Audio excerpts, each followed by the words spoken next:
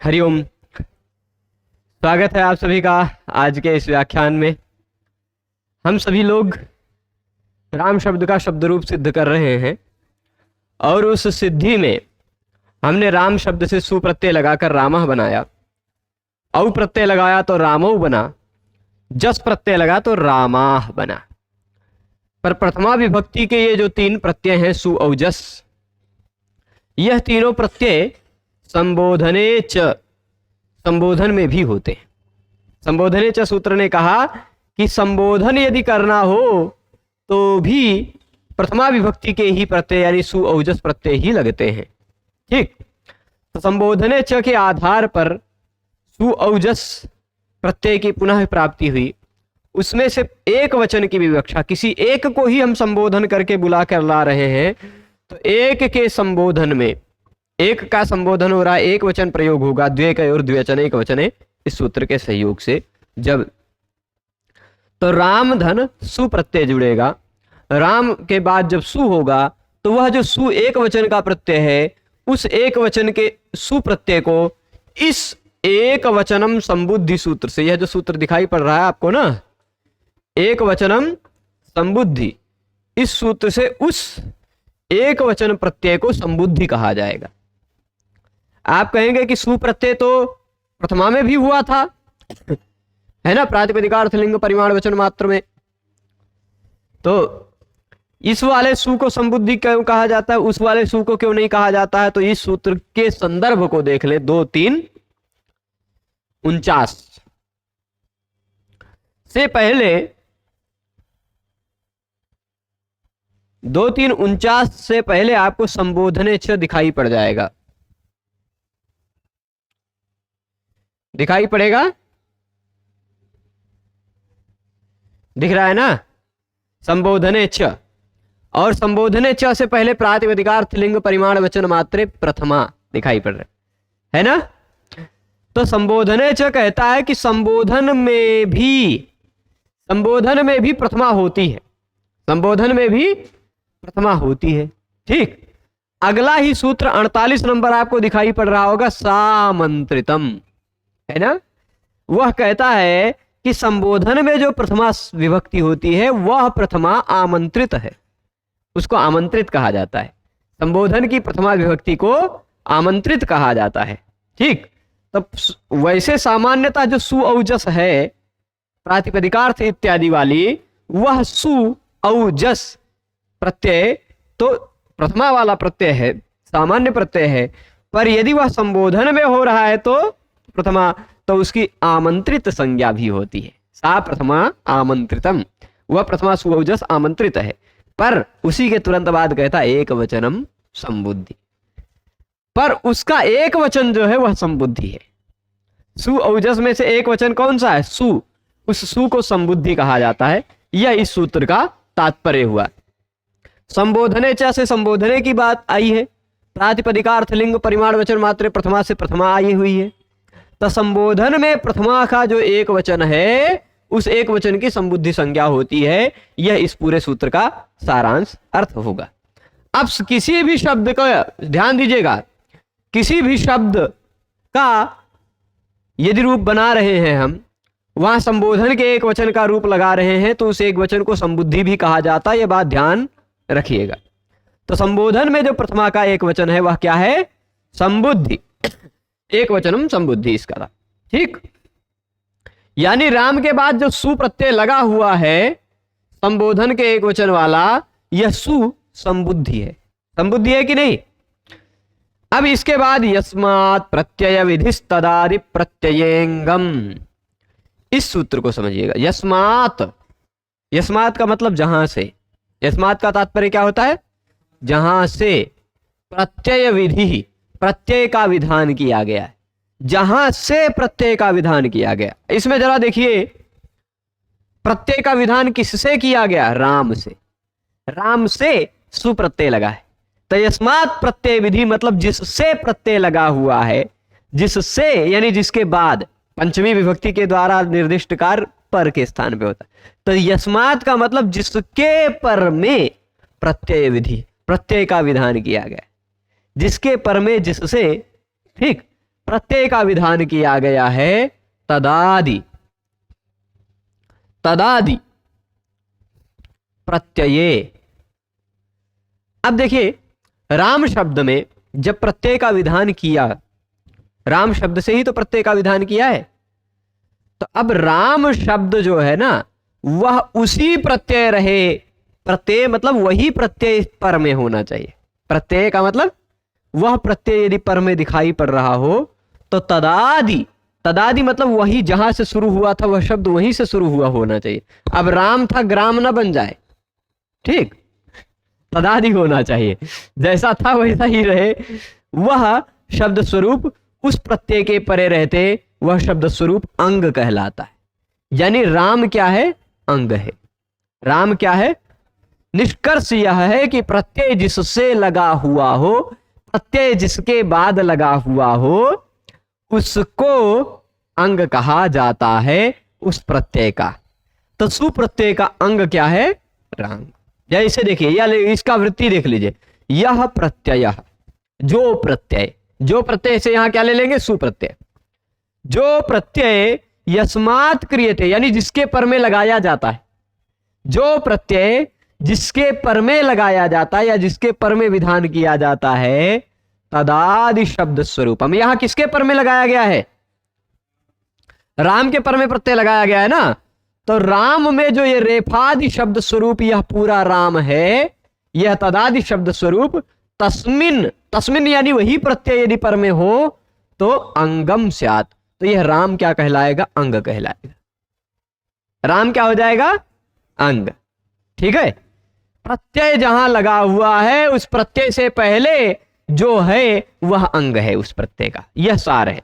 हाँ, अंगाधिकार की ओर जो बातें आएंगी, जब जहां जहां और अंग से हला इत्यादि बहुत सारा काम होगा, अंग में ऐसा अंग होना चाहिए, ऐसा अंग होना चाहिए, तो अंग का मतलब शरीर का अंग मत लीजिएगा, उस प्रत्यय से पूर्व वाला अंश, वह प्रत्यय जिसके बाद लगा हुआ है वह अंश।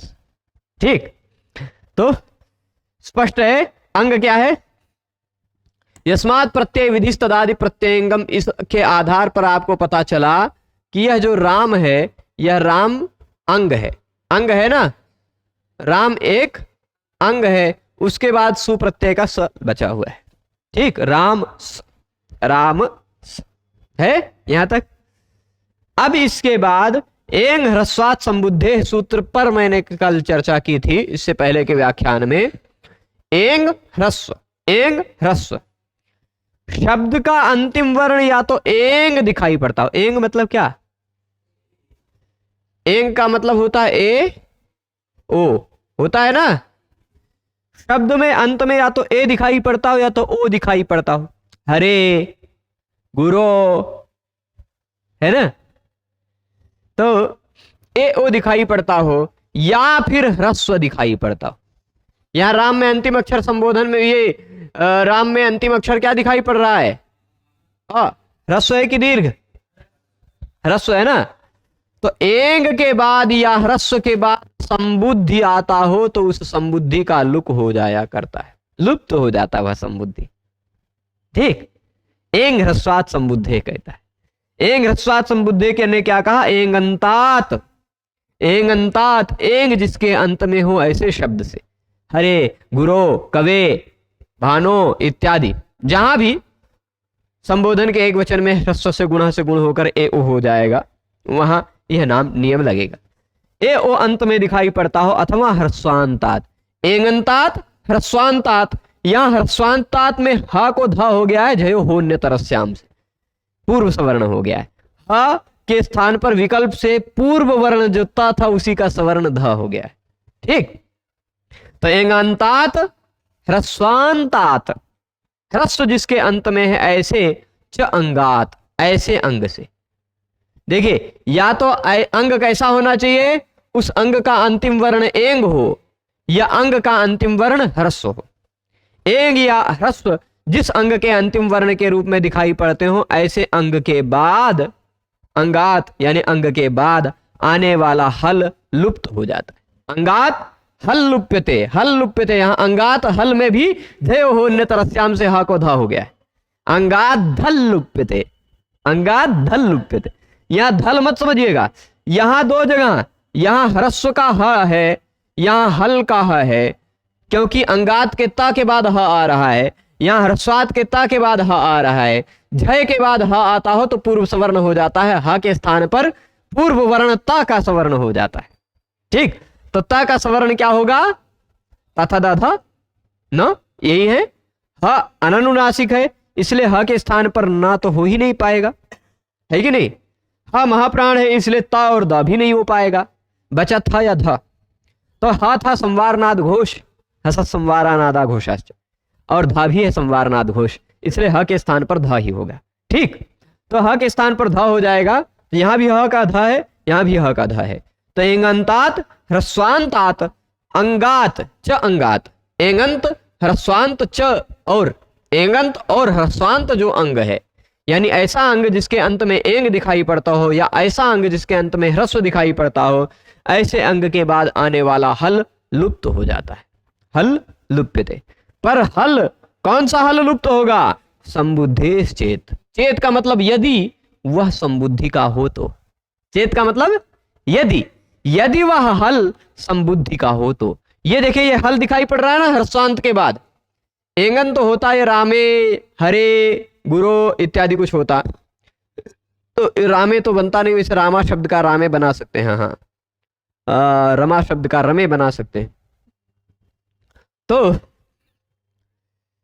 सु का जो स है वह संबुद्धि का है कि नहीं? संबुद्धि का हल है, इसलिए वह लुप्त हो जाएगा। ठीक है, यह कई शब्दों में ये सूत्र काम आएगा, एंग ह्रस्वात संबुद्धे, इसको ध्यान रखिएगा। ठीक है, तो अब सु प्रत्यय जब संबोधन वाला लगाया हमने, तो हे राम बन गया या राम बन गया। ठीक, वैसे राम कह देने से ही संबोधन अर्थ प्रतीत होता है, पर यहां पर संबोधन है, यह प्रातिपदिक नहीं है, ऐसा बताने के लिए लोग हे भी लगा दिया करते हैं। हे, भो, अरे, अये इत्यादि कुछ भी लगा सकते हैं, न लगाएं तो भी कोई आपत्ति नहीं है। केवल राम कह देने से ही राम को बुला रहे हैं, ऐसा संबोधन अर्थ प्रतीत होता है। ठीक है, राम बुला ही रहे, है ना? चलेगा, तो यहां तक पहुंच गए। इसके बाद आगे चलते हैं, तो आगे सु के बाद कौन सा प्रत्यय लगाएंगे? फिर औ लगाएंगे, तो वह संबुद्धि है नहीं, उसके लिए कोई विशेष नियम नहीं है। राम धन औ फिर से होगा, राम धन औ, राम औ, पहले प्रथम पूर्व सवर्ण, पूर्व सवर्ण करना चाहेगा क्योंकि प्रथमा विभक्ति का है। पर नादीची उसका रोक लेगा, कह देगा कि आ के बाद इच आ रहा है, इसलिए नादीची रोक लिया, तो प्रथम पूर्व सवर्ण नहीं लग पाया, और वृद्धि रेची से फिर से वृद्धि होकर रामो बन जाएगा, हे रामो।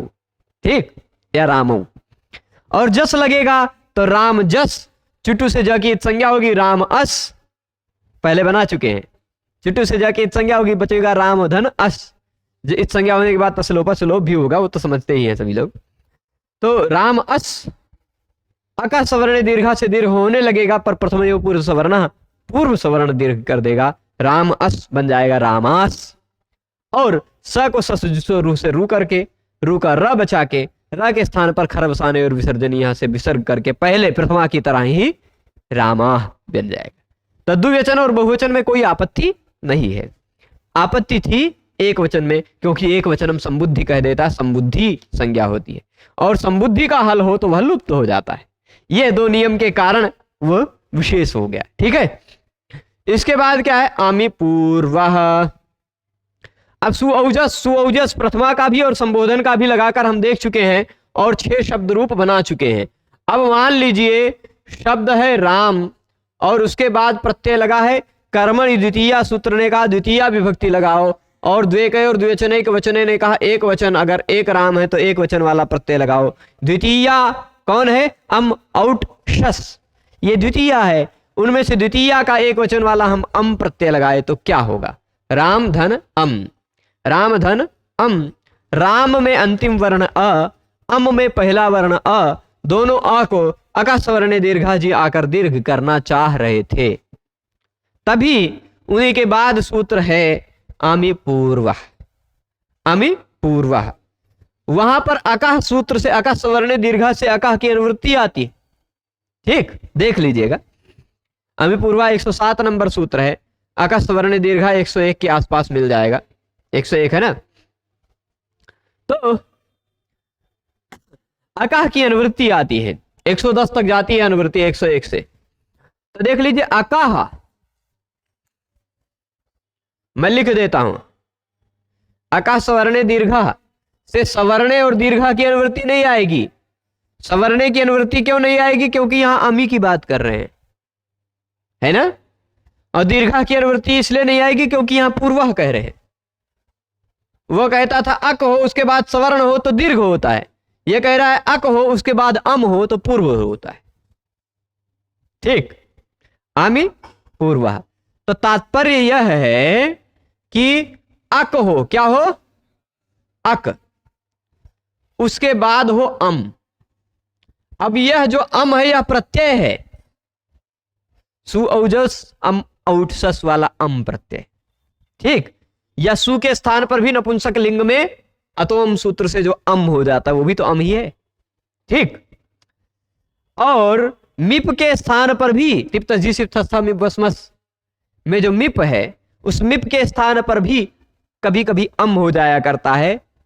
लोट नहीं, लोट में नहीं, लंग, विधिलिंग, आशीर्लिंग, लुंग, लिंग, इन सभी लकारों में अम हो जाया करता है। तस थस थमिपाम ताम तम तामह, इस सूत्र से तस के स्थान पर ताम, थस के स्थान पर तम, थ के स्थान पर त और मिप के स्थान पर अम। तो अम जो हो गया अभवम, अभुवम, अभविष्यम, भवेयम, भूयासम, सब जगह अम दिखाई पड़ रहा है ना। विधिलिंग, आशीर्लिंग, लंग, लुंग, लिंग, इन सभी लकारों में अम जो दिखाई पड़े, वह वहां भी अम अगर लगा हुआ है, कहीं भी कोई भी अम दिखाई पड़ता हो, पहले क्या होना चाहिए? अक, उसके बाद होना चाहिए अम। और इको या अची से यहां अची की भी अनुवृत्ति आती है। तो अमी अची, अमी अची मतलब अम हो पर अम का पहला वर्ण अच हो। ठीक, पहले क्या होना चाहिए? अक, उसके बाद अम प्रत्यय का अच होना चाहिए। पूरा अम को पूर्व सवर्ण नहीं करेगा, नहीं तो पूरा पूरा अम ही गायब हो जाता है। अम का अच लेना है, तो अम का अच ले लिया ये, और देखिए अम का अच ये हो गया और अक ये हो गया।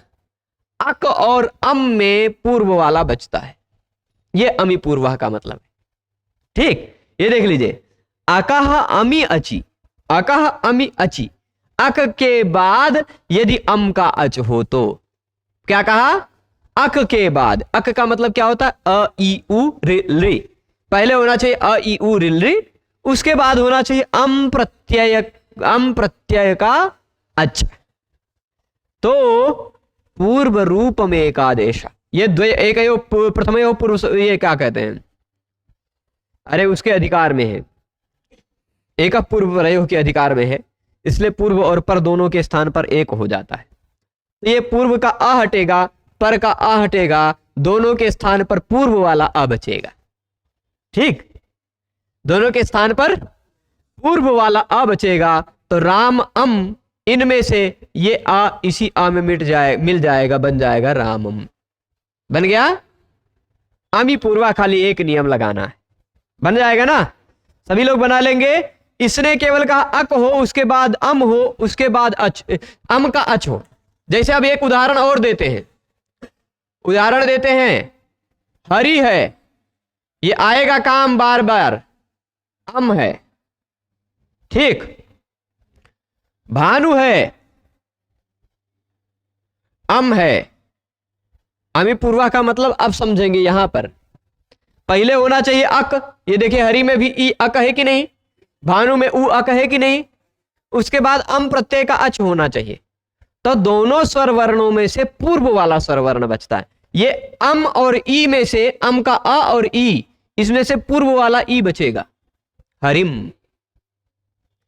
इधर अम के अ और भानु के उ में से पूर्व वाला बचेगा, भानुम, गुरुम, कविम। ठीक, अम का जो अ है वह पूर्व के अक में मिल जाया करता है। यह अमी पूर्वा का तात्पर्य है। पर यदि पूर्व में अक ना हो, कुछ दूसरा हो, तो पूर्व में अक ना हो तो क्या होगा? जैसे और उदाहरण देते हैं, कौन सा? हाँ, मातृ शब्द है तो ऋतोंगी सर्वनाम स्थानयोः से गुण होगा मातर, मातरम, मातरम। अगर कोई व्यंजन वर्ण है तो उसमें अम जुड़ जाएगा, है ना?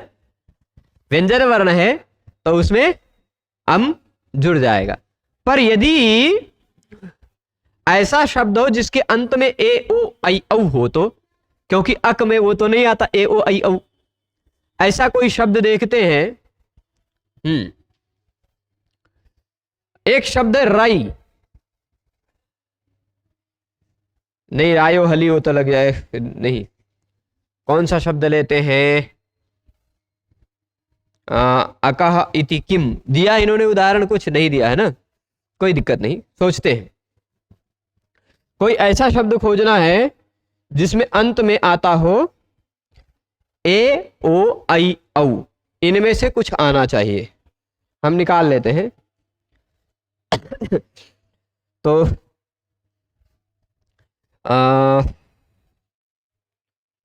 जस्ट एक मिनट। एकारांत, उकारांत, ऐकारांत, उकारांत, इन चारों में से कुल शब्द जो है, एक शब्द है गो, है ना? गो है, पर गो में आओतोम शसोह नियम लग जाता है, उससे गो शब्द के अंतिम वर्ण को आ हो जाया करता है। ठीक, चलिए मान लीजिए, हाँ, शब्द क्या है? गो। अम प्रत्यय गो के बाद लगा हुआ हो तो गो में जो ओ है उसके जगह पे आ हो जाया करता है। अब गा अम बचा, अब तो अक हो गया। यहां विशेष बात है, यहां अक हो गया तो अमी पूर्वा से आ और अम में से पूर्व वाला आ बचेगा, गाम, है ना? गाम। पर अभी अम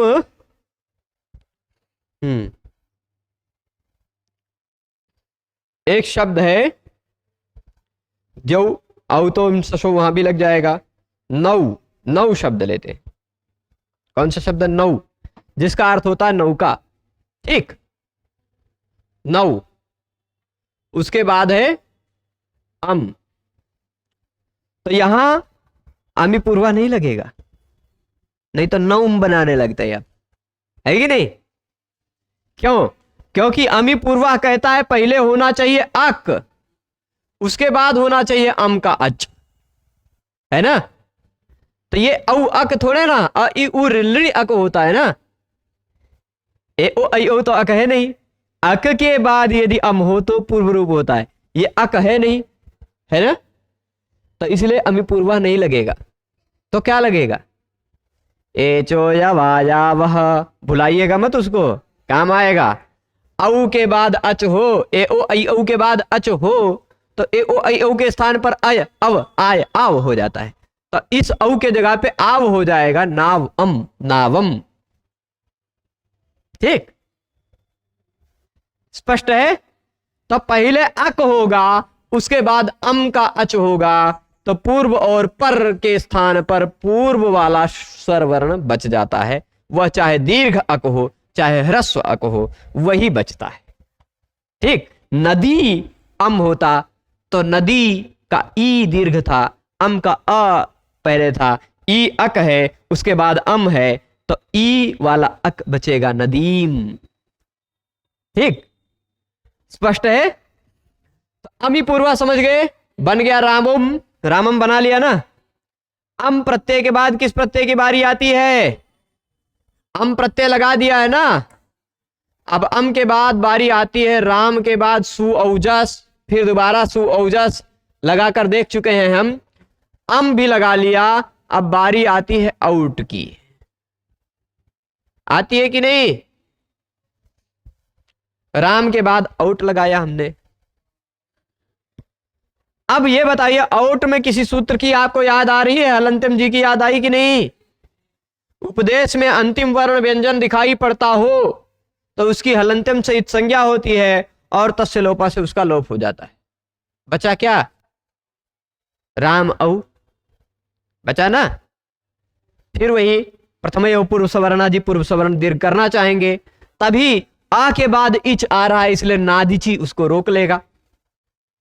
और वृद्धि रेचि से अ और औ के स्थान पर वृद्धि होकर पहले के तरह ही रामौ बन जाएगा। द्वितीया में भी रामौ। तो अब तक 3 बार रामौ बना चुके हैं आप। प्रथम एवं पूर्व सवर्णा नादिची लगा करके फिर वृद्धि रेचि से वृद्धि करके। ठीक। अच्छा, प्रश्न उठता है कि यदि यहां भी रामौ बनता है, प्रथमा में भी रामौ बनता है, तो क्यों अलग प्रत्यय पाणिनि जी ने क्यों बना दिया? यहां औ प्रत्यय बनाया, यहां औट प्रत्यय बनाया, क्यों? है कि नहीं?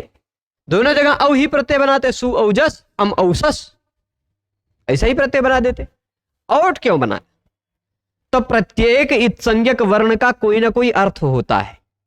प्रत्येक इत्संज्ञक वर्ण पाणिनि जी किसी ना किसी प्रयोजन से लगाते हैं। ठीक।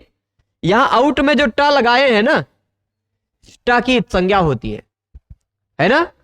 जरा हम लिखते हैं यहां, रामो तो बन ही गया है, हम जरा यहां लिखते हैं सु औ जस अम और फिर आउट। ठीक। यह देखिए इत्संज्ञक वर्ण है कि नहीं? इत्संज्ञक वर्ण है। अंतिम इत्संज्ञक वर्ण के साथ मिला हुआ आदि वर्ण बन जाएगा क्या? बन जाएगा सुट। यह अपने मध्य का बोध कराता है। सु से लेकर के ट तक मिलाकर बना लिया जाएगा सुट। क्या बन जाएगा? अब सुट का मतलब क्या हो जाएगा? सु औजस अम औट। ठीक। यह प्रत्याहार बनाने के लिए यह ट जोड़ा है। और पाणिनि जी ने आप देखिएगा पहले 1143 नंबर सूत्र देखिए, शायद 1143 मिला। सुडा नपुंसकस्य, उसमें इसी सुट का प्रयोग किया है। सुट अनपुंसकस्य, सुट अनपुंसकस्य। नपुंसक लिंग से भिन्न किसी भी लिंग में सुट लगा हुआ हो तो वह सुट सर्वनाम स्थान कहा जाता है। सुड नपुंसकस्य। तो सुट का मतलब सु औजस अम औट, औट तक ही सुट है। ठीक है। जैसे अक मतलब अ यू ऋ, अंतिम इत्संज्ञक वर्ण के साथ मिला हुआ आदि वर्ण अपने मध्य वाले का और स्वयं का भी बोध कराता है। तो सुट का मतलब सु औजस अम औट। ठीक है। ये 5 प्रत्यय स्वादि पंचवचनानी लिखा होगा, अक्लीबे स्वादि पंचवचनानी सर्वनाम स्थानानी स्यु अक्लीबे, ऐसा कुछ लिखेगा। ठीक। तो ये सु आउट में जो ट है उसका क्या रहस्य है, यह भी आपको पता चल गया। तो आउट में जो ट है ना, उसकी संज्ञा होती है, बचता है सामान्यता। ये सभी पहले मैं बहुत विस्तार से इसलिए चल रहा हूं क्योंकि ये सामान्य नियम चल रहे हैं। राम में जो नियम लगेगा वह सब जगह लगेगा। तो यह ध्यान रखिएगा, सभी जगह जो आउट में जो ट प्रत्यय औ प्रत्यय लगाने पर जो रूप बनेगा, आउट प्रत्यय लगाने पर भी वही रूप बनेगा सभी जगह। ठीक। औ प्रत्यय लगाने पर जो रूप बनेगा, आउट लगाने पर भी वही का वही रूप बनेगा सभी जगह। ये 2 प्रत्यय अलग अलग बनाए इसीलिए इट्टा की संज्ञा करके सुट एक शॉर्टकट बनाने के लिए। क्योंकि आप अच्छा सुट ये 5 प्रत्यय का ही शॉर्टकट क्यों बनाए? क्योंकि पाणिनि जी ने बहुत सारे शब्दों को देखा कि बहुत सारे शब्दों के रूप में ये 5 शब्द शुरुआती 5 थोड़े अलग हैं। भवान, भवन्तौ, भवन्तः, भवन्तम, भवन्तौ, यही 5 जगह पर आपको न दिखाई पड़ रहा है। भवान, भवन्तौ, भवन्तः, भवन्तम, भवन्तौ। फिर उसके बाद आप पूरा शब्द बोल जाइए, कहीं ना नहीं दिखाई पड़ेगा। भवतः, भवता, भवद्भ्याम, भवद्भिः, भवते, भवद्भ्याम, भवद्भ्यः, भवते, भवद्भ्याम, भवद्भ्यः, है ना? कहीं भी आपको न नहीं दिखाई पड़ रहा है, यही 5 जगह दिखाई पड़ रहा है। राजन शब्द देखिए, राजा, राजानौ, राजानः, राजानम, राजानौ। आन, आन यही खाली इतने जगह दिखाई पड़ेगा, बड़ा आ। बाकी सब जगह राज्ञा, राजा, राज्ञा, राजभ्याम, राजभी, राज्ञे, राजभ्याम, राजभ्या। राजा कहीं नहीं दिखाई पड़ेगा, है ना?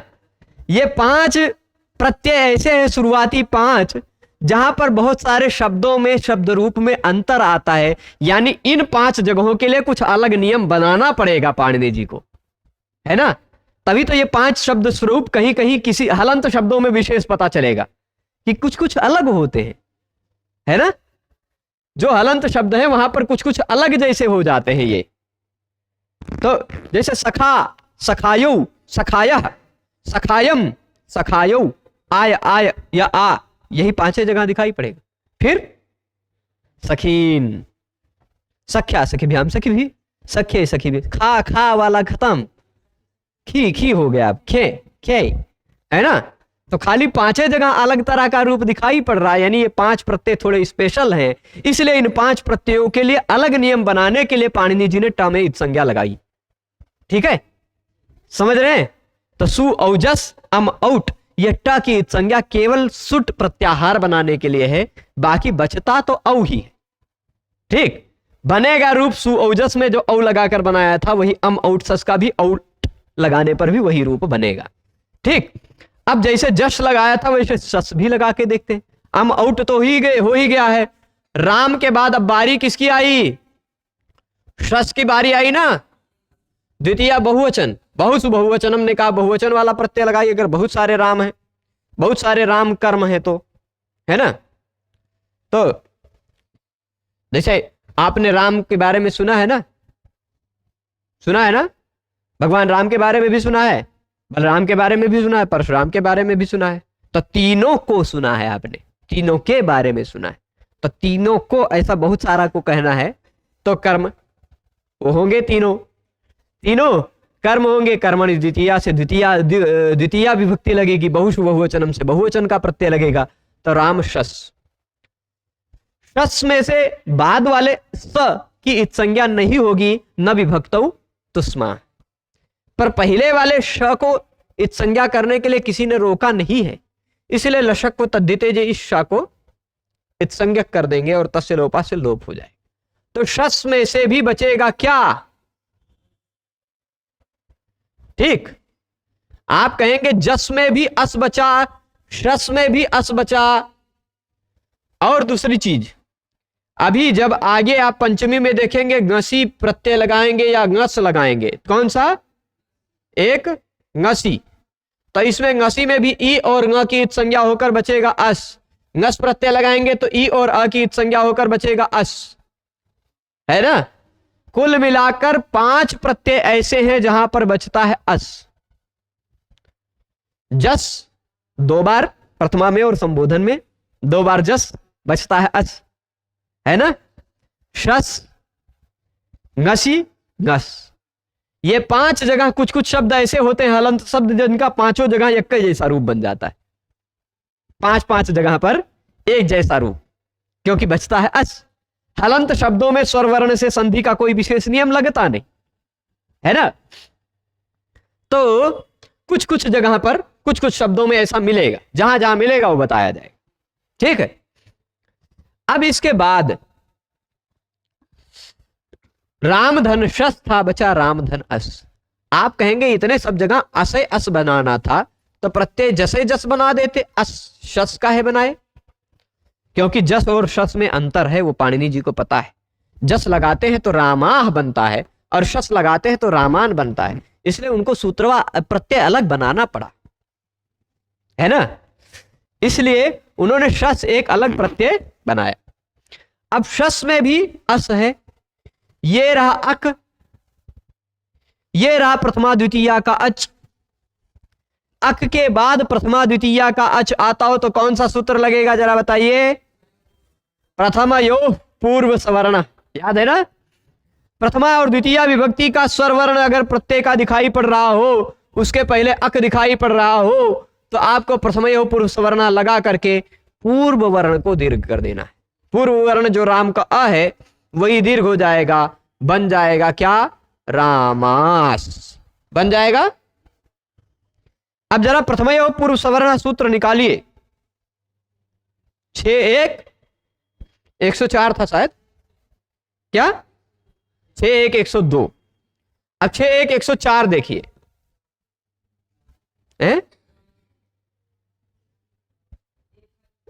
नहीं, अच्छा 6 103 देखिए। हाँ, तस्मात् छसो न पुंसी, ये रहा, यही यही सामने में दिख रहा है, हम फिर भी 104 नंबर बता रहे हैं। का प्रभु, कभी कभी ऐसे होता है कि सामने होता है उसको भी हम नहीं देखते हैं। हाँ, तो ये सूत्र दिखाई पड़ रहा है ना, 6 1 103, इसी के जस्ट ऊपर का सूत्र था प्रथमयो पूर्व सवर्ण, है ना। तो तस्मात का मतलब उसके पर में, उसके पर में मतलब किसके पर में? अरे भाई, इस सूत्र से पहले जिसका विषय बताया गया उसके पर में, है कि नहीं? ये ध्यान दीजिएगा जरा, समय इसको ऊपर ले जाता हूं, फिर उसके बाद समझ में आएगा। लशक अमी पूर्व समझ गए हैं, अक के बाद अम अच हो तो पूर्व रूप हो जाता है, ये बता गए। लशक को तद्धिते बता देते हैं। देखिए, प्रत्यय के पहले वर्ण के रूप में ल आता हो, श आता हो या कु आता हो, ल श कु, ल आता हो किसी भी प्रत्यय के पहले वर्ण के रूप में, ठीक। जैसे ल्यप, ल्यप में ल्या दिखाई पड़ रहा है ना, लुट है ना, ल्यू, ऐसे बहुत सारे प्रत्यय जहां प्रत्यय का पहला वर्ण ल दिखाई पड़ता। या फिर श, क्षत्रिय, शानच, फिर शानन इत्यादि बहुत सारे प्रत्यय हैं जहां पर श पहले दिखाई पड़ता है ना। फिर या प्रत्यय का पहला वर्ण कु, कु का मतलब क्या होता है? का ख ग घ ङ। तो प्रत्यय का पहला वर्ण ल दिखाई पड़ रहा हो, श दिखाई पड़ रहा हो या का ख ग घ ङ दिखाई पड़ रहा हो, और वह प्रत्यय अतद्धित हो, यानी तद्धित वाला ना हो, तो उसकी भी इत संज्ञा हो जाती। जरा ये देखिए, 131 से 138, इत संज्ञा करने वाला यह अंतिम सूत्र है। इत संज्ञा करने वाले सूत्र उद्देश्य जनुनासिकित हलंत्यम, फिर उसके बाद आदि रेटो दवा श प्रत्यय चुटु लशक तद्धिते, ठीक। ये तो इत संज्ञा करने वाले। तो ल, श और कवर्ग यदि प्रत्यय के पहले वर्ण के रूप में दिखाई पड़ते हो और वह प्रत्यय तद्धित प्रत्यय ना हो तो उसकी इत संज्ञा हो जाती है। ये जो शस प्रत्यय में श दिखाई पड़ रहा था वो प्रत्यय का पहला वर्ण था, इसीलिए देखिए तद्धित वर्ज, तद्धित वर्ज अतद्धिते कहा ना, तद्धित से वर्जित प्रत्यय का आदि वर्ण यदि ल हो, श हो, कवर्ग हो तो वह इतः स्यु, उनकी इत संज्ञा हो जाती, ठीक। तद्धित वर्ज प्रत्ययाद्या, तद्धित से वर्जित प्रत्यय का पहला वर्ण यदि ल श कवर्ग दिखाई पड़ता हो तो उसकी इत संज्ञा होती है। शस में से श की इत संज्ञा होकर बचा अस, ठीक। अब अस बचा तो राम अस का बन गया क्या? रामास। कैसे बन गया? प्रथमयो पूर्व सवर्णा से बना ना। राम धन जस था तो भी रामास बना था, राम धन शस है तो भी रामास बना है ना। अब इस रामास में और उस रामास में अंतर ये पड़ जाएगा, ये सूत्र प्रथमयो पूर्व सवर्णा के तुरंत बाद आने वाला यह सूत्र कहता है तस्मात, यानी पूर्व सवर्णात, क्योंकि पूर्व सवर्ण दीर्घ कहा गया इससे पिछले सूत्र में, तो तस्मात का मतलब पूर्व सवर्ण दीर्घात, पूर्व सवर्ण दीर्घ कर रहा था इससे पहले वाला सूत्र, है कि नहीं। इससे पहले वाला सूत्र कह रहा है कि अक के बाद कोई भी प्रथमा द्वितीय विभक्ति का कोई भी स्वरवर्ण वाला प्रत्यय हो तो पूर्व सवर्ण दीर्घ होता है, पर उसी के तुरंत बाद सूत्र ने कहा उसके बाद आने वाले शस के स के स्थान पर ना हो जाता है। तो उसके बाद मतलब पूर्व सवर्ण दीर्घ के बाद, तस्मात का मतलब पूर्व सवर्ण दीर्घात पर, पंचमी लगी हुई है तस्मात में, मत इसलिए पर अर्थ लिया ही जाएगा, क्योंकि तस्माद इत्युत्तर से, तस्मात पंचमी विभक्ति से अगर कोई कार्य हो रहा हो तो वह पर के स्थान पर होता है। तो वह जो पूर्व सवर्ण दीर्घ है, पूर्व सवर्ण दीर्घ कौन सा है कि नहीं? आ है दिखाई पड़ रहा है, उस पूर्व सवर्ण दीर्घ के पर में जो शस है। अब शसः शसः नः, शसः नः कहा है ना, शस के स्थान पर ना होगा। शसः में षष्ठी विभक्ति लगी है, तस्मात शसः, तस्मात शसः, तस्मात में जो त है उस त को हो गया है च, और फिर शस छोटी से शस के श को हो गया छ, तस्मात छसः बन गया है, ठीक। तो यहां पर है तोड़ने पर तस्मात शसः निकल के आएगा, उसके बाद आने वाले शस के स्थान पर ना हो जाता है। अब शस के स्थान पर ना कर रहा है, शस में षष्ठी विभक्ति लगी हुई है, षष्ठी निर्दिष्टो अन्त्यस्याल आदेश स्यात्, अलौन्त्यस्य ने कहा था कि षष्ठी के द्वारा कोई भी आदेश हो रहा है तो वह अंतिम वर्ण के स्थान पर होता है। तो क्या कह रहा है कि पूर्व सवर्ण के बाद, पूर्व सवर्ण दीर्घ के बाद आने वाला जो शस का अंतिम वर्ण स है उसके स्थान पर न हो जाता है। ठीक, कब? पुंसी, शसः न पुंसी, शस के स्थान पर न हो जाता है। कब? पुंसी, केवल पुल्लिंग में। ठीक, नदी शब्द के बाद नदी, शस, नदी, शस, नदीस जब बन जाएगा पूर्व सवर्ण दीर्घ होने के बाद, तो उस स को न नहीं हो पाएगा क्योंकि वह स्त्रीलिंग शब्द है। ठीक, पूर्व सवर्ण दीर्घ के बाद आने वाले शस के स को न हो जाता है। कब? पुल्लिंग शब्द में। राम शब्द कैसा है? पुल्लिंग है ना। तो उसके बाद ये देखिए पूर्व सवर्ण दीर्घ ये रहा, उसके बाद आ रहा है शस का स, उसके स्थान पर हो गया ना, हो गया कि नहीं?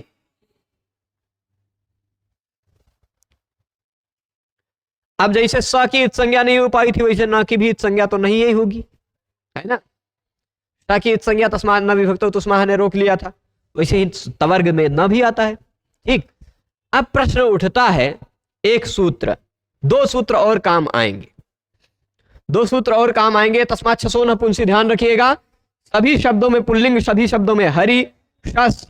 देखिएगा, ध्यान दीजिएगा, हरि धन शस होगा। क्या होगा? हरि धन शस, शस में से बचेगा अस, तो हरि अस। प्रथम यो पूर्व सवर्ण कहेगा कि पूर्व वर्ण का दीर्घ वर्ण कर दो, तो बन जाएगा क्या? हरीश।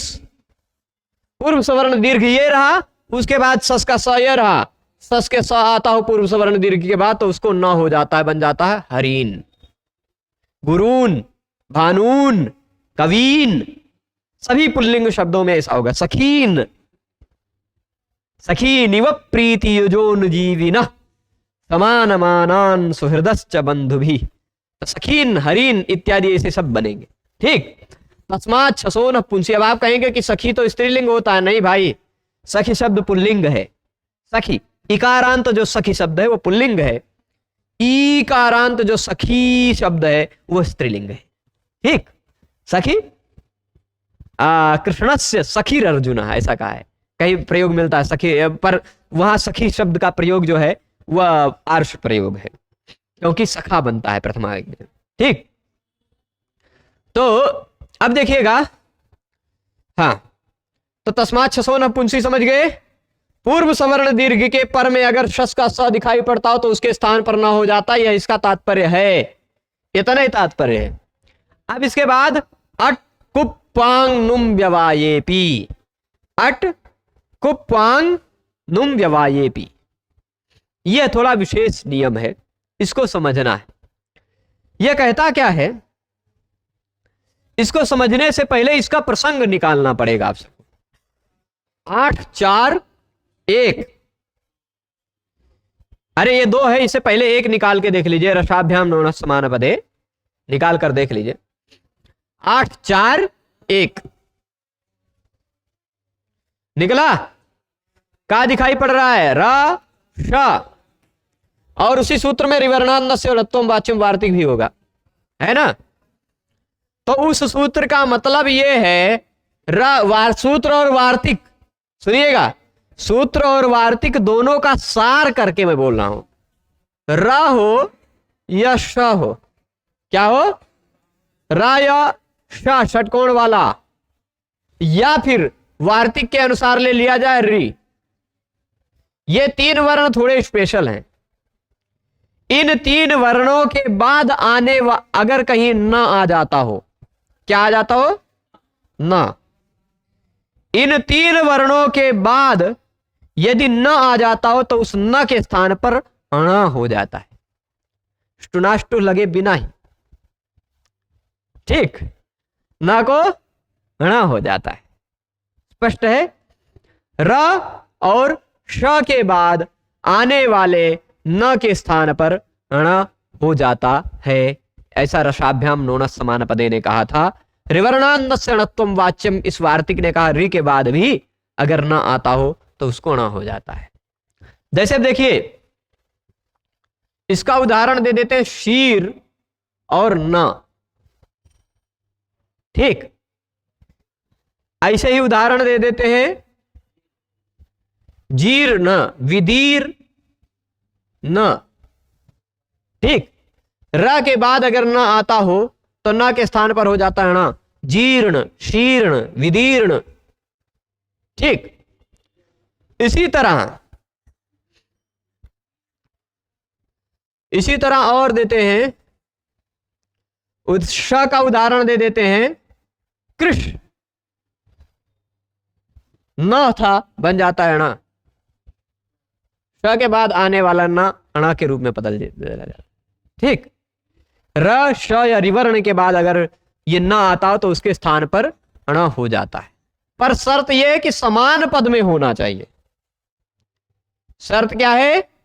समान पद में होना चाहिए। जैसे ये लीजिए, पुनर क्या है? नवा, पुनर नवा। ये रहा र, ये रहा नवा का न। र के तुरंत बाद न आ रहा है, पर न को ना नहीं होगा। क्यों? क्योंकि पुनर एक अलग पद है, नवा एक अलग पद है। बन जाएगा, जोड़ने पर बन जाएगा पुनर्नवा। हालांकि यहां पर यह तरीका नहीं है। यहां पर होता है पुंस संज्ञा, क्या है, पूर्व पदार्थ संज्ञायाम अगः सूत्र से न होने लग जाता है यहां पर, और उसको पुनर्नवा को यहां क्षुभनादिशु च, क्षुभनादिश में पाठ होने के कारण यहां न का निषेध हो जाता है। पर मान लीजिए कि अगर ऐसा कोई उदाहरण होता जहां पर अंतिम वर्ण र होता, उसके बाद न दिखाई पड़ता हो अलग शब्द में, ठीक, तो पुनर्नहि गमिष्यामि, है ना, पुनर्नहि, तो यहां भी न कोणा नहीं हुआ, चलेगा। तो अब ये रा, श और री के बाद आता है ना, तो ना के स्थान पर ना हो जाता है, पर तुरंत बाद में आना चाहिए, ऐसा पूर्व सूत्र ने कहा। इस अट को पांगनुम व्यवायेपी ने कहा। देखिए इस सूत्र को तोड़ें तो इसमें क्या क्या निकल के आ रहा? अट। अट मतलब जानते हैं? अट का मतलब क्या होता है? आ ई उ रि ली ए ओ आई औ ह या वरल, ह या वर, कुल मिलाकर 13 वर्ण है ना। आ ई उ रि ली ए ओ आई औ ह या वर, 9 स्वर और ह या वर 4 व्यंजन। ठीक, अट का मतलब हो गया 13 वर्ण। कु का मतलब कितना वर्ण हो गया? 13 5 18 हुआ ना। अट कु के बाद यहां पू भी दिखाई पड़ रहा है। पू धन आंग है, पू और आंग जुड़कर बन गया पांग। क्या ऐसा है? ऐसा मत समझिएगा कि गाड़ी की सीटी बोलिए पांग। ठीक, यहां क्या है? पू और उसके बाद है आंग। ये कोई है ना चीज से ऊ के जगह पे बन गया व, तो ये हो गया है प वांग, पांग बन गया है। ठीक, ये ऐसा हो गया। तो पू भी है, 5 वर्ण हो गए पवर्ग के भी। ठीक, और फिर आंग और नुम। वैसे नुम का जो न है ना, नुम का जो न है तो वह एक अलग विषय हो गया, और आंग जो है वह तो अट में ही गृहीत हो जाता, पर आंग को अलग से भी कहा है। उसका कारण यह है क्योंकि आंग एक स्वतंत्र पद है, पद का व्यवधान हो जाता ना, है कि नहीं? आंग एक स्वतंत्र पद है। ठीक है, तो अट, कवर्ग, पवर्ग, आंग और नुम। आंग और नुम मतलब 2 ये और जोड़ दीजिए, कुल मिलाकर कितनी लिस्ट दे दी? 25 वर्ण। ये 25 वर्ण यदि बीच में पढ़ते हो रा और ना के, समान शब्द में रा और ना के बीच में ये 25 में से कोई वर्ण आते हो तो भी अट, कवर्ग, पवर्ग, आंग, नुम, इन सबका व्यवधान हो तो भी का मतलब क्या? जो पिछले सूत्र से काम होता था वही काम इससे भी हो जाएगा, यानी न के स्थान पर अणा हो जाएगा। अब देखिए रामान जो हमने अभी बनाया है उसमें आप देखिए र के बाद है आ, है कि नहीं? आ के बाद क्या है? म के बाद क्या है? आ, और फिर उसके बाद है न।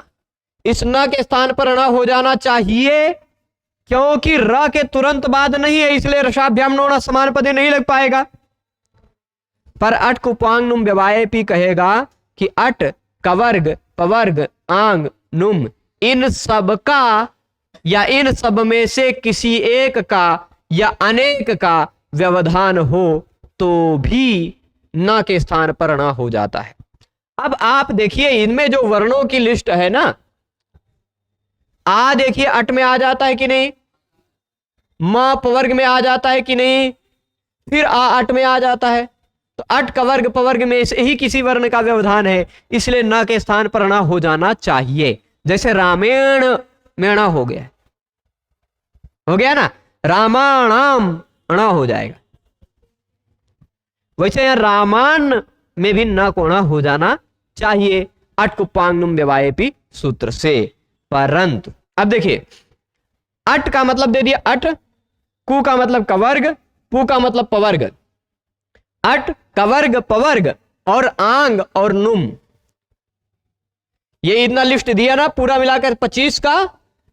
एतई, ये 25 यदि व्यस्त रूप में मतलब अलग अलग 25 आ जाए बीच में, या फिर यथासंभव सम्मिलित रूप में, मान लीजिए इन 25 में से कोनो एक वर्ण आ जाए, या इन 25 में से 25 आ जाए, या कुछ दो चार आ जाए इन 25 में से, तो भी न के स्थान पर न हो जाता है। ये न को न करने से नहीं रोकते, ये न्यूट्रल वर्ण है। ये कुछ जो बीच वाले हैं ना, तीनों भाई मैंने बताया था, जो छोटे बड़े भाई, चवर्ग, टवर्ग, तवर्ग, है ना, जो 6-6 के 18 का ग्रुप बनाया था ना मैंने, 6-6 का 18 का ग्रुप बनाया था। 6 वर्ण तालु वाले, 6 वर्ण दंत, 6 वर्ण तालु वाले, 6 वर्ण मूर्धा वाले, 6 वर्ण दंत वाले, ये 18 वर्ण केवल। ठीक, ये 18 वर्ण अगर हैं तो नाकोणा नहीं होगा। ये 18 वर्ण नाकोणा नहीं करने देते। चवर्ग, टवर्ग, तवर्ग, चुटु तु और स। ठीक, तो चवर्ग वाला सबसे बड़का भैया चा और बड़ा वाला श अगर हो, क्योंकि वो अट कवर्ग पवर्ग आंगनुम में नहीं आता। टवर्ग का ढना और श मूर्धन्य, ये भी अट कवर्ग पवर्ग आंगनुम में नहीं आता। तवर्ग का तथा न और दंते स, ये भी अट कवर्ग पवर्ग आंगनुम में नहीं आता। ठीक, इसलिए ये इतना ज्यादा लिस्ट न याद रख सके तो आप ये याद रख लीजिए कि स्तोष, चुनाष्टु और स्टुनाष्टु जिन वर्णों की बात करता है, वो वर्ण अगर बीच में आ जाए तो भी नाकोणा नहीं होता। बाकी और कोई भी वर्ण बीच में आ जाए तो नाकोणा हो जाता है। इसी को थोड़ा शॉर्टकट में बनाने के लिए कुछ लोगों ने ऐसा एक वार्तिक टाइप का बना दिया है, चुटु तु सर व्यवाये न। ये अटकुपांगनुम व्यवाये पी सूत्र की जगह चुटु तु सर व्यवाये न कह देते। चुटु तु मतलब चवर्ग, टवर्ग, तवर्ग और शर श, इनका व्यवधान हो तो नाकोणा नहीं होता। ठीक, इनके सिवाय किसी भी वर्ण का व्यवधान हो तो न के स्थान पर न हो जाता है। ठीक है, तो अब न के स्थान पर न हो जाना चाहिए था, इस नियम के आधार पर हो जाना चाहिए था कि नहीं। अट कुपांगनुम व्यवाये पीछे देखिए, अट कवर्ग पवर्ग आंग नुम, ये अलग अलग हो व्यस्त रूप में या यथासंभव सम्मिलित रूप में भी आ जाएं तो भी व्यवधान हो तो भी र और श के पर में आने वाले न के स्थान पर न हो जाता है। समान पद में ही, अलग अलग पद हो तो नहीं होगा, समान पद में ही इति प्राप्ते, इससे न के स्थान पर न की प्राप्ति हो गई। हुई कि नहीं। अभी अगला रूप आप देखेंगे रामायण, वहां पर न को करेंगे, हम वहां पर न करेंगे पर यहां नहीं करेंगे। क्यों? क्योंकि जरा इसी प्रकरण का अंतिम सूत्र देख लीजिए, इसी प्रकरण का आप देख लीजिए, इति प्राप्ते अगला सूत्र क्या है, पदांतस्य। यह कहता पदांतस्य नस्य णो न, पद का अंतिम वर्ण यदि न दिखाई पड़ता हो तो वह न ही बचता है, न के स्थान पर न नहीं हो पाता है। रामान में आप देख रहे थे ना, ये बचा हुआ था क्या, रामान, ये न पद का अंतिम वर्ण है। पदांत से कहेगा कि पद का अंतिम वर्ण न हो तो उसके स्थान पर न नहीं होता। ठीक, पद का अंतिम वर्ण न हो तो उसके स्थान पर न नहीं हो पाता। मिला पदांत से, आपको 37 नंबर पर मिलेगा। वहीं पर निषेध करने वाला ऊपर कोई सूत्र है जिससे ना की अनुवृत्ति आती है, क्या, ना भा भू कुर छुराम ऐसे करके है ना। अच्छा, प्याई वेपाम, हाँ वो वाला है। ठीक है, ठीक है, ठीक है, वहां से ना की अनुवृत्ति आती है ना, तो ना के स्थान पर ण नहीं हो पाता, यह तात्पर्य। न के स्थान पर ण नहीं हो पाता। आप कहेंगे कि रामायण में भी तो अंतिम में ण दिखाई पड़ रहा है। कुछ लोगों को लगेगा कि रामायण में अंतिम में ण दिखाई पड़ रहा है, पर अंतिम में ण नहीं है, अंतिम में आ है ना। यहां पद का अंतिम वर्ण न नहीं है, पद का अंतिम वर्ण आ है रामेण, पर रामान में पद का अंतिम वर्ण न हो गया था, इस कारण पदांत से सूत्र लग जाएगा, रामायण में नहीं लग पाएगा। ठीक है, तो रामान तक पहुंच गए। रामा रामो रामा प्रथमा में बन गया। संबोधन में राम रामो रामा बन गया, और द्वितीया विभक्ति जब लगी तो रामम रामऊ और रामान बन गया। अब तृतीया से आगे जो है, क्योंकि तृतीया से आगे कुछ प्रत्यय भ्याम भ्याम भ्याम 3 बार है, एक ही बार रूप बन जाएगा। ओस ओस 2 बार है, भ्यस भ्यस 2 बार है, तो यानी 3 पढ़ने से, 3 शब्द पढ़ने से 7 शब्द पढ़ा जाए, 7 रूप है कि नहीं।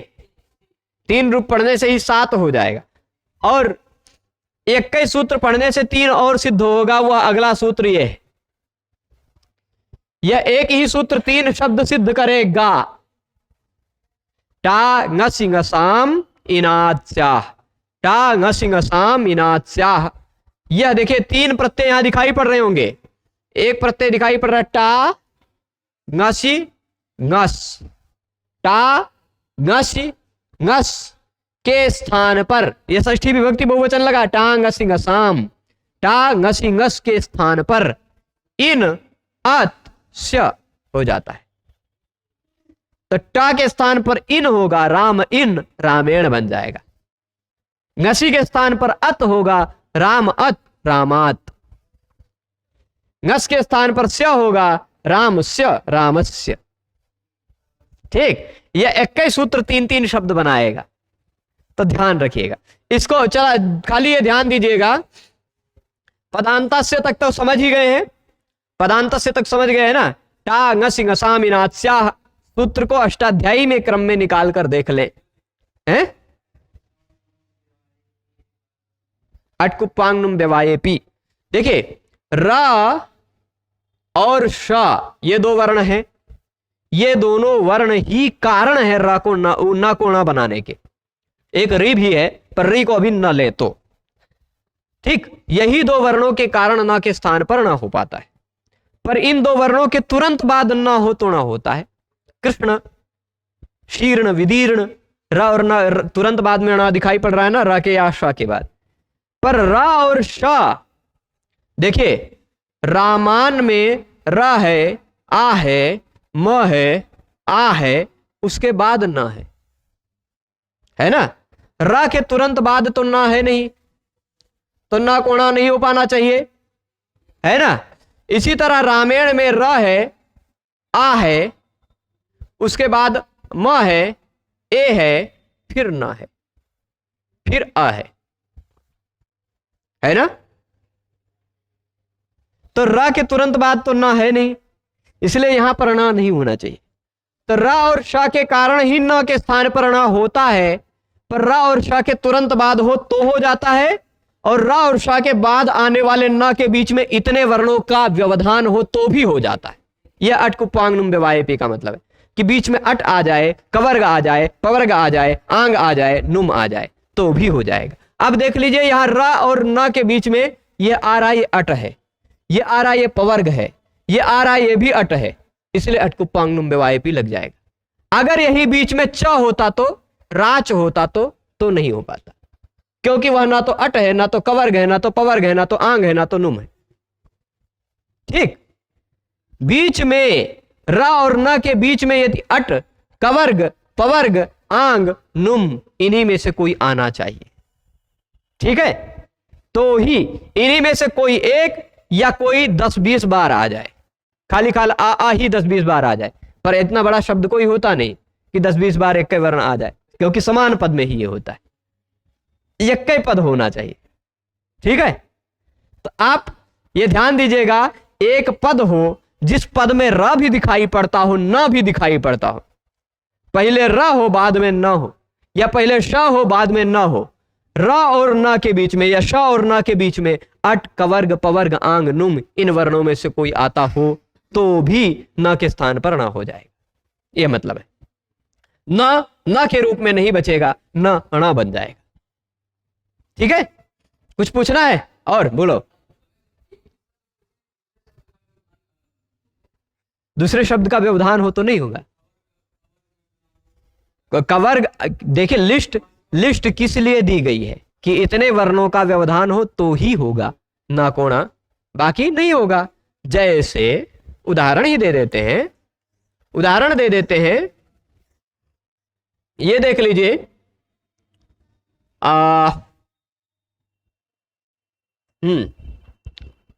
कौन सा आपने देखा, कृष्ण शब्द है, ठीक, श के तुरंत बाद ना आ रहा था इसलिए लड़ा हो गया। अब कृष्ण शब्द का ही तृतीय एक वचन का रूप बना रहे हैं हम, कृष्णेन, है ना। यहां देखो श है, श के बाद ना दिखाई पड़ रहा है, इस वाले ना कोणा क्यों नहीं हुआ? क्यों?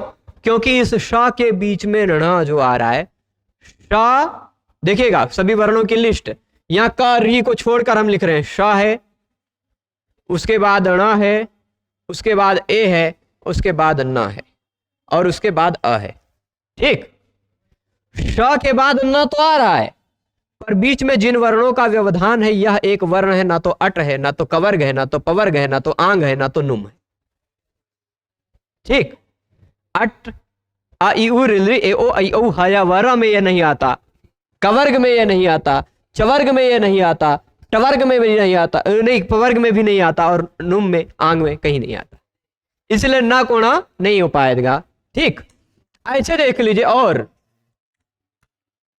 रुचि, जैसे रामाणाम तो बना लेते हैं, रामाणाम तो बना लेते हैं, राम शब्द का षष्ठी विभक्ति रामाणाम, ठीक, पर अगर यही राम शब्द के सिवाय शब्द होता रुचि, ठीक, तो यहां बनता क्या है, र है, मान लीजिए, उ है, च है, ई है, न है, आ है, और म है। ये ई दीर्घ हो जाएगा नामी सूत्र से, बड़ी ई हो जाएगा, रुचि नाम बन जाएगा। ठीक, वैसे ही देखिए, र के बाद आ था, आ अट है, तो ये भी उ भी अट है। यह म पवर्ग में आता है, पर यह न तो अट, कवर्ग, पवर्ग, आंग, नुम किसी में भी नहीं आता, है ना। ये भी अट है, ये न तो है, ये है, तो न के स्थान पर न हो जाता यदि ही च नहीं आया होता। तो बीच में जो च का व्यवधान आ गया, अट, कवर्ग, पवर्ग, आंग, नुम, इन वर्णों में से किसी वर्ण का व्यवधान हो तो ही ना कोणा होगा, और किसी वर्ण का व्यवधान हो, चू, टू, तू, शर, चवर्ग, टवर्ग, तवर्ग और श, मैंने 18 वर्ण बताए, चवर्ग के 5 और दंत तालव्य श, कोई भी तालु वर्ण वाला वर्ण आ जाए, चवर्ग का 5, तालु उच्चारण स्थान वाला व्यंजन आ जाए, मूर्धा स्थान वाला व्यंजन आ जाए, और ये क्या कहते हैं, दंत स्थान वाला व्यंजन आ जाए, तो न के स्थान पर न नहीं हो पाता। ठीक है, बीच में स्पष्ट है इतना, तालु, मूर्धा और दंत उच्चारण स्थान वाला व्यंजन आए तो ही, स्वर नहीं। ठीक है। हाँ अभी वह एक अपवाद है, वह आ जाएगा तो वह तो अट में आता है, वह दंत है, दंत पर दंत के साथ साथ ओष्ठ भी है। ठीक है, तो इतनी बात स्पष्ट है। और कुछ पूछना है? बोलो जल्दी से। पूरे शब्द में एक ही शब्द होना चाहिए, समान पदे, बार बार बताया जा रहा है समान पदे। उसी शब्द में र भी हो, उसी शब्द में न भी हो, उसी शब्द में स भी हो, उसी शब्द में न भी हो। र और न, श और न समान शब्द में आते हो, बीच में इन वर्णों का व्यवधान हो तो ना कोणा हो जाता है। ये मतलब है समान शब्द में, अलग अलग शब्द में है तो नहीं। ठीक है, ये बात समझ गए। तो अब पदांतस्य ने कहा कि ना कोणा नहीं हो पाया, रामान बन गया। अब इसके बाद प्रथमा और द्वितीया करके हमने देख लिया, तृतीया करेंगे तो क्या बनेगा? तृतीया विभक्ति के 3 प्रत्यय होते हैं, टा भ्याम भिस, टा भ्याम भिस। टा लगाएंगे तो क्या होगा? राम धन टा। टा में से चुट्टू जी लगेंगे कि नहीं? टा की संज्ञा हो जाएगी, तस्लोपा से लोप हो जाएगा, बचेगा राम आ। राम जी को बुला रहे हैं, राम आ, बड़ा आ है, ये दो मात्रा दिखाई पड़ रही, पर थोड़ा नजदीक नजदीक हो गई, दूर दूर कर देते। ठीक, बचा है आ, पर है भी ये तो टा ही तो है, टा ही तो आ बच गया है। कुकुरक पूछिया कट जाए तो कुकुरा कुकुरा ही रहता है ना। कुत्ते की पूंछ कट जाने पर भी कुत्ता कुत्ता ही रहता है, वैसे टा की मूंछ कट गई, टा की मूंछ कट गई तो भी टा टा ही रहेगा। ठीक, वो टा रहेगा कि नहीं? तो अब अगला सूत्र लगेगा टांग सिंह असामीनास्याह। यह सूत्र, इस सूत्र को सब प्रसंग व्याख्या सहित कल देखेंगे, क्योंकि इसके प्रसंग को भी आप जब जाएंगे 7:1:12 से पहले, तो वहां पर अतो भी ऐसे अतः की अनुवृत्ति आती होगी, है ना। 7:1:12 से पहले आप देखेंगे तो अतः की अनुवृत्ति आनी चाहिए, है ना। आ रही अतो भी इस सूत्र से अतः की अनुवृत्ति आ रही है। वह कहता है, ध्यान दीजिएगा, खाली अतः को हम ले लेते हैं। किसकी अनुवृत्ति आ रही? अतः। अतः मतलब ह्रस्व आकारांत शब्द के बाद। कैसे शब्द के बाद? यानी राम, बालक, अरुण, अमर, ये दिवेश, रुद्र, ऐसा कोई भी शब्द जिसका अंतिम वर्ण आ दिखाई पड़ रहा है, उसी पर यह नियम लगेगा। ठीक, अकारांत शब्द के बाद ही यह नियम लगेगा। अगर यही हरि, भानु, कवि, गुरु ये सब कोई है तो यह नियम नहीं लगेगा। ठीक, शब्द का अंतिम वर्ण अ होना चाहिए, यह बात ध्यान रखिएगा। शब्द का अंतिम वर्ण अदंत हो, अदंत का मतलब दांत के बिना वाला मत लीजिएगा। अत अंत, अत अंत अदंत। नहीं तो कुछ लोग कहे गुरुजी इसमें दांत वाली बात कहां से आ गई, है ना। अभी तक चल रहा था राम, बीच में आ गया दंत, है ना। अत अंत, अत अंत बन जाएगा अदंत। ठीक, ताको दा हो गया। तो आ जिसके अंत में हो, ऐसे शब्द के बाद आने वाले ट आदि के स्थान पर इन आदि हो जाते हैं। ट आदि के स्थान पर इन आदि हो जाते हैं। वह समझने के लिए इस सूत्र को मैं थोड़ा सा तोड़ कर लिखूंगा। इस सूत्र में आपको दिखाई पड़ रहा होगा टा ngसी, ठीक, टा ngसी ngसाम दिखाई पड़ रहा है ना, टा ngसी ngसाम। ये ngसाम बहुवचन था, इसीलिए मैंने बहुवचन में से हटा प्रत्यय खाली निकाल लिया। ठीक, टा ngसी, टाच ngसीच ngसस ngसच, टा ngसी ngसह तेसाम, टा ngसी ngसाम, ऐसा समास होगा। तो टा ngसी ngस, इन तीनों के स्थान पर हो क्या जाता है? इन, अत और स्य। इन, अत, स्य, इन, अत, स्य दिखाई पड़ रहा है। अब कुछ लोग यहां अत को आत भी कहते हैं। इन, आत, स्य। आत काहे कहने जाए, जब वैसे भी दीर्घ होकर रामात ही बनना है, अत बनने पर ही बन जाएगा तो काहे, है ना। तो इन, अत, स्य हो जाता है। अब देखिएगा, सीधे मतलब निकल के आ गया, टा ngस यथा संख्यम अनुदेश समानाम लगेगा। अगर आदेश और स्थानीय समान हो तो उसी सीरियल से होता है। यानी टा ngसी ngसाम 3 आदेश 3 स्थानीय है, इन अत्स्य 3 आदेश हैं, तो उसी सीरियल से होंगे। टा के जगह पर इन, ngसी के स्थान पर अत और ngस के स्थान पर स्य। अब राम शब्द के बाद टा प्रत्यय लगाएंगे तो इन कर देंगे, टा के जगह पे इन, राम इन जोड़ेंगे बनेगा रामेण, कल बनाएंगे विस्तार से। ngसी अगर प्रत्यय लगाएंगे तो ngसी के जगह पे हो जाएगा अत, राम ngसी राम अत जोड़ने पर बन जाएगा रामात।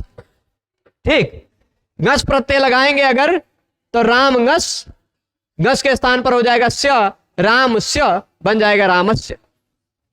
ठीक है, तो ये ऐसे ये सब जो बनेगा टांग सिंह स्वामीनाथ सा, इस सूत्र को थोड़ा सा और विस्तार से समझते हुए कल राम शब्द का पूरा रूप पूरा कर लेंगे। ठीक है, सभी लोग जुड़े रहे इस व्याख्यान में, उसके लिए सभी को बहुत बहुत धन्यवाद। नमो नमः।